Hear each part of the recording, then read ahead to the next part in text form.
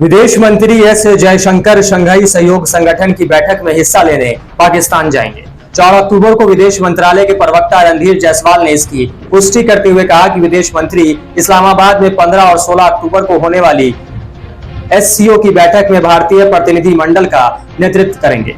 इससे पहले दिसंबर 2015 में तत्कालीन विदेश मंत्री Sushma Swaraj heart of Asia conference में हिस्सा लेने इस्लामाबाद पहुंची थी। अब एक बार फिर भारत के विदेश मंत्री पाकिस्तान के दौरे पर जा रहे हैं। बता दें कि साल 2016 में राजनाथ सिंह बतौर गृह मंत्री सार्क की बैठक के लिए पाकिस्तान गए थे। अब विदेश मंत्री एस जयशंकर पाकिस्तान में एससीओ शिखर सम्मेलन के मुद्दे को लेकर जा रहे हैं, न कि भारत पाकिस्तान संबंधों पर बातचीत के लिए। जयशंकर वहां भारत की कंस्ट्रक्टिव भूमिका निभाने पर जोर देंगे और पाकिस्तान के साथ कोई द्विपक्षीय मतभेदों को उजागर नहीं करेंगे।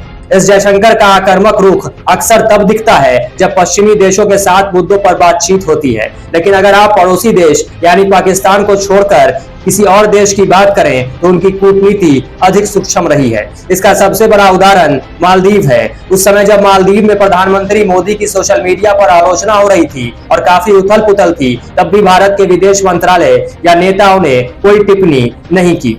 इसका नतीजा यह हुआ कि कुछ महीनों बाद भारत मालदीव के संबंध सामान्य हो गए।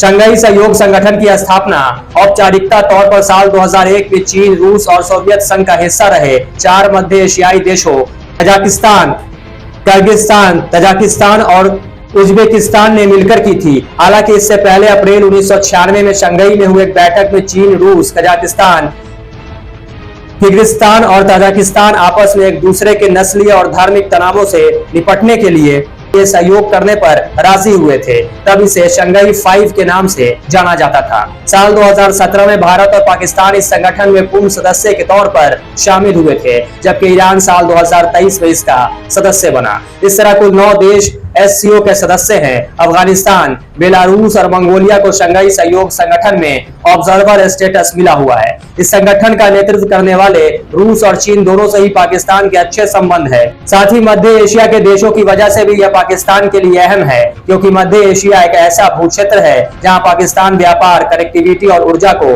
बढ़ावा देने की उम्मीद करता है।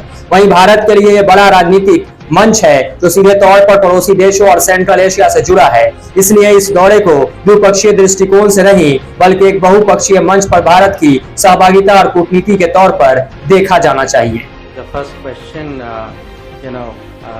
yes, I am scheduled to go to Pakistan in the middle of this month, and that is for a meeting of the SCO heads of government. Normally, Prime Minister goes to the higher level meeting, heads of state, and one of us, it changes. Usually, one of the ministers goes for the heads of government meeting. So that's in line with the tradition. It so happens that the meeting is taking place in Pakistan because, like us, they are a relatively recent number. So your question, I think, as I understood it, was, am I planning for it? Of course, I'm planning. I mean, in my business, you plan for everything which you're going to do, and for a lot of things which you're not going to do, and which could happen also. I mean, you plan for that as well.